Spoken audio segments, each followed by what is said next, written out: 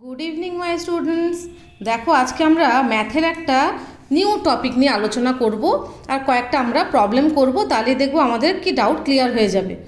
Expanded form of 3 digits and 4 digit numbers, আর একটা হচ্ছে standard form of 3 digits and 4 digits numbers. Okay, তাহলে এই এক্সপ্যান্ডেড ফর্ম দেখো বইতেও রয়েছে এক্সপ্যান্ডেড ফর্ম, তারপরে হচ্ছে দেখো স্ট্যান্ডার্ড ফর্ম, এই দুটো জিনিসই কিন্তু আমরা আজকে শিখবো। ঠিক আছে, ওকে, তা চলো শুরু করি। এক্সপ্যান্ডেড ফর্ম দেখো, তোমাদেরকে প্রথমে কি হবে, একটা নাম্বার দিয়ে দেবে, সেটা 3 ডিজিট হতে পারে, 4 ডিজিট হতে পারে, 5 ডিজিট হতে পারে, নো ম্যাটার, তাতে কোনো অসুবিধা নেই। আমরা 3 ডিজিট দিয়ে শুরু করি। আচ্ছা দেখো, এখানে আছে 6, 4, 9। তো ফার্স্ট অফ অল আমাদের যেটা করতে হবে সেটা হচ্ছে প্লেস ভ্যালুগুলো লিখে নিতে হবে। কি করতে হবে? নাম্বার 1 হচ্ছে প্লেস ভ্যালুগুলো আমরা লিখে নেব। কি কি প্লেস ভ্যালু হয়? এটা হচ্ছে কি ওয়ান্সের প্লেস, তাহলে এখানে কি লিখবো আমরা? ও মানে ওয়ান্স। তারপরে কি হয়? তারপরে হয় টেন্স, তাহলে এখানে আমরা কি লিখবো? টি। তারপরে কি হয়? হান্ড্রেডস, তাহলে এখানে কি লিখবো? এইচ। এই গেল আমাদের প্লেস ভ্যালুগুলো লিখে নিলাম। কে কোন প্লেসে রয়েছে, 9টা রয়েছে কোন প্লেসে? ওয়ান্স প্লেসে। 4টা রয়েছে টেন্সের প্লেসে, অ্যান্ড 6 রয়েছে হান্ড্রেডসের প্লেসে। ওকে, 3 ডিজিট নাম্বার। এবার এটাকে আমরা এক্সপ্যান্ড করব। এক্সপ্যান্ড মানে কি বলো তো? ছোটো জিনিসটাকে বড় করা। ঠিক আছে, এক্সপ্যান্ড কথার মানেই হচ্ছে কি এটাকে বড় করা। তাহলে আছে তো 3 ডিজিট নাম্বার, তাহলে একে বড় করতে হবে। কি করে বড় করব? Very easy. প্রথমে আমরা 6 থেকে স্টার্ট করব। ওকে, ফার্স্ট যে ডিজিটটা তোমরা পাবে, যে কোনো নাম্বার তোমাদের দেওয়া থাক না কেন, তার ফার্স্ট ডিজিটটাকে আগে লিখবে। কত আছে? 6। তাহলে আমরা লিখলাম 6। ওকে, 6-এর প্লেস ভ্যালু কত? হান্ড্রেডস, তাহলে এখানে আমরা হান্ড্রেডস লিখব। যদি কারো সেটুকুও বুঝতে অসুবিধা হয়, তা সব থেকে ট্রিক্স আমি একটা শিখিয়ে দিচ্ছি, সহজ। 6 লিখবে, তার পাশে কটা নাম্বার আছে, কটা ডিজিট আছে? দুটো, একটা দুটো, তাহলে পরপর এখানে দুটো ডিজিট বসিয়ে দেবে। কি রসগোল্লা, তার মানে কটা রসগোল্লা বসলো? 6-এর পরে দুটো নাম্বার আছে, সেই জন্য আমরা কি করলাম? দুটো রসগোল্লা বসিয়ে দিলাম। হয়ে গেল 6-এর গল্প শেষ, প্লাস সাইন দিলাম। প্লাস সাইন দেওয়ার পরে এরপরে হচ্ছে 4, তাহলে আমরা কি লিখে দিলাম? 4 লিখে দিলাম। বেশ, 4-এর কাজ চলে এসেছি। 4-এর দেখো পাশে কে আছে? 4-এর পাশে কিন্তু একটাই নাম্বার আছে, তাহলে কি হবে? একটা রসগোল্লা বসবে। ঠিক আছে, লাস্টে কে আছে দেখো? 9-এর পাশে কিন্তু কেউ নেই, সে বেচারি একা একাই আছে। ওয়ান্সের প্লেস, ওয়ান্স মানেও একা, 9 একা রয়েছে ওয়ান্সের প্লেসে, সেই জন্য আমরা কী করবো? 9টাকে জাস্ট এখানে একা একাই লিখে দেবো। ব্যাস, এইটাই হলো এক্সপ্যান্ডেড ফর্ম। এবারে কি হয়, এইটাকে কখনো কখনো কি হয় তোমাদেরকে ওয়ার্ডসে লিখতে বলে। ঠিক আছে, তো ওয়ার্ডসও আমরা লিখে ফেলবো। তাহলে এটা আমরা কি শিখে গেছি? 6 হান্ড্রেডস, তখন কি লিখবে? SIX 6, তারপরে লিখবে হান্ড্রেডস। মনে রাখবে, যখন এক্সপ্যান্ডেড ফর্ম হয় তখন কিন্তু এস বসে। 100 হলে পর কিন্তু 100 লিখবো না, কি লিখবো? হান্ড্রেডস। প্লাস তারপরে কি আছে দেখো? 4-এর পাশে কি একটাই জিরো, এটা হচ্ছে 4 টেন্স, তাহলে এখানে কি লিখবো আমরা? 4 টেন্স, TENS। ওকে, আর লাস্টে কি আছে? 9, তাহলে এখানে কি লিখবো? Plus 9 ones, ONES। তাহলে এখানে এস দেওয়াটা কিন্তু কম্পালসারি। কখন এস বসবে না? যদি এখানে 1 থাকে। দেখো আমি 4টা আর 9টা আমি আর ইয়েতে লিখে দিলাম, নাম্বারে লিখে দিলাম, ওয়ার্ডে লিখলাম না। তোমরা ওয়ার্ডেও লিখতে পারো, নাম্বারেও লিখতে পারো। ঠিক আছে, যেটা লিখবে একরকম লিখবে। ওকে, তাহলে আমি 6টা কেটেই দিই, 6টা কেটে আমরা এখানে না হয় 6টাই লিখে দিই। ওকে, ঠিক আছে, বুঝতে পেরেছো? তাহলে এই হলো এক্সপ্যান্ডেড ফর্ম। আরেকটা আমরা করি, তাহলে বুঝতে পারবো। এখানেও দেখো 3 ডিজিট নাম্বার আছে, তাহলে এখানে লিখে ফেলি আগে ওয়ান্স, তারপরে টেন্স, তারপরে হচ্ছে হান্ড্রেডস। তাহলে একদম আগের নিয়মে 3-এর প্লেস ভ্যালু কত? হান্ড্রেডস, তাহলে কী লিখবো আমরা? 3। আচ্ছা, আগের নিয়ম, শর্টকাট নিয়ম, যে নাম্বারটা লিখবো তার পাশে যটা ঘর থাকবে তটা জিরো বসবে। দুটো ঘর আছে, দুটো জিরো বসিয়ে দিলাম, হয়ে গেল। এরপরে কি আছে? 4, তাহলে 4 লিখলাম। 4টা লেখার পরে দেখো কটা ঘর আছে? 6, একটাই ঘর, তাহলে একটা জিরো বসবে, হয়ে গেল। তারপরে কে পড়ে আছে? ওয়ান্সের ঘরে 6 একাই আছে, এর পাশে আর কেউ নেই, তাহলে এখানে 6 বসে গেল। এটা কি আমরা যখন নাম্বারে লিখবো, কি লিখবো? তো এটা হয়ে গেল 3 হান্ড্রেডস, তাই তো? তাহলে এখানে কি লিখবো? 3, তারপরে লিখবো হান্ড্রেডস। যে কোনো একটা লিখলেই হয়, দুটো নিয়মই শিখিয়ে দিচ্ছি। 3 হান্ড্রেডস এস লিখবো, প্লাস 4 টেন্স লিখলাম, তারপরে লিখবো প্লাস 6 ওয়ান্স, প্লাস জায়গা নেই এখানে, নিচে লিখে দিচ্ছি আমি প্লাস 6 ওয়ান্স। এই হলো এক্সপ্যান্ডেড ফর্ম। যে কোনো এনিওয়ান, এটাও লিখতে পারো বা এটাও লিখতে পারো, যেটা খুশি। আবার এটাকে নাম্বার না লিখে তোমরা ওয়ার্ডসও লিখতে পারো, যাই লিখবে সেটাই ঠিক। আচ্ছা, এবার চলে আসছে না 4 ডিজিট নাম্বার। চলো একই লিখে নিলাম, এটা হলো ওয়ান্স, তারপরে টেন্স, তারপরে হান্ড্রেডস, তারপরে হচ্ছে থাউজেন্ডস। অ্যাট ফার্স্ট মানে সবার প্রথমে কি তোমাদের কিন্তু এইটাই লিখতে হবে। তাহলে এইটের উপরে কি আছে? থাউজেন্ডস। তাহলে 8 লিখলাম আমরা। থাউজেন্ডসের জন্য কটা জিরো বসবে? একটা, দুটো, তিনটে ঘর রয়েছে এইটের পাশে। তাহলে 3টে রসগোল্লা আমরা ঝরঝর বসিয়ে দিলাম। তারপরে কি আছে? 4 পাশে কটা ঘর আছে? দুটো জিরো বসিয়ে দিলাম। তারপরে কি আছে? 2 এর পাশে একটা ঘর আছে, একটা রসগোল্লা বসলো। লাস্টে কি আছে? 0 পাশে কেউ নেই, কিন্তু জিরো লিখতে হবে।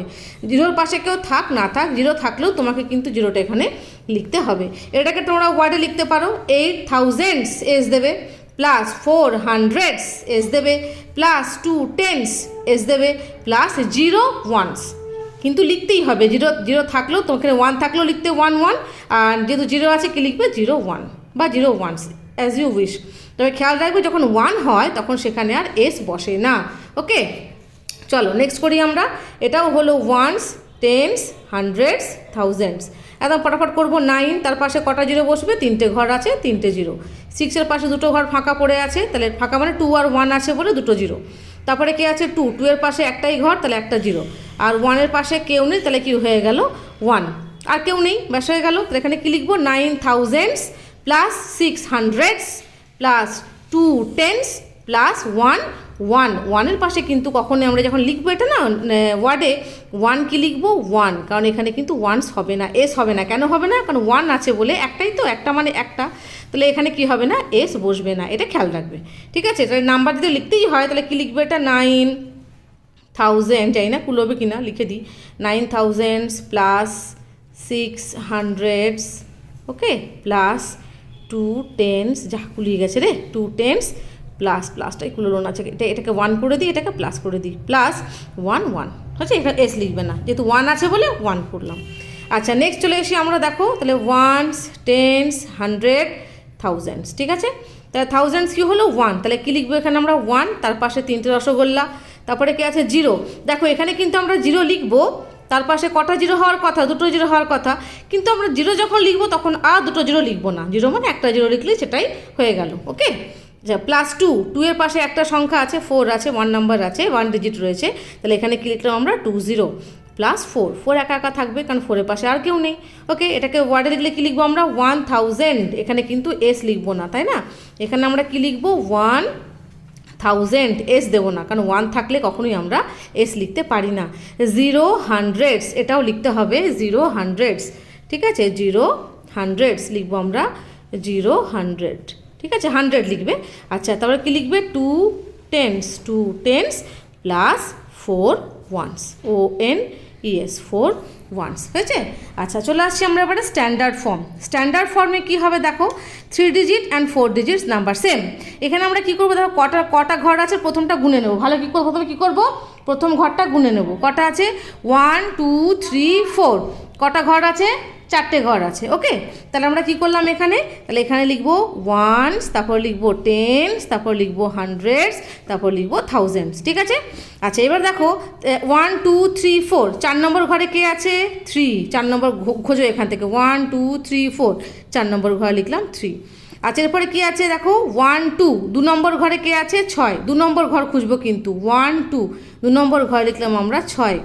আচ্ছা, এখানে একাই আছে, একা মানে কি আমরা কি জানি? ওয়ান্সের ঘর। তাহলে মাথায় ঢুকলো? তাহলে কিন্তু দেখো যেরকম রসগোল্লা আছে সেরকম কিন্তু আমরা কী করলাম? প্লেসে বসালাম। এখানে কটা ঘর আছে? 1 2 3 4। তাহলে এখানে আমরা 1 2 3 4, 4 নম্বর ঘরে 3 বসালাম। দেখো 3 নম্বর ঘরে কেউ নেই, কিছু বসাইনি।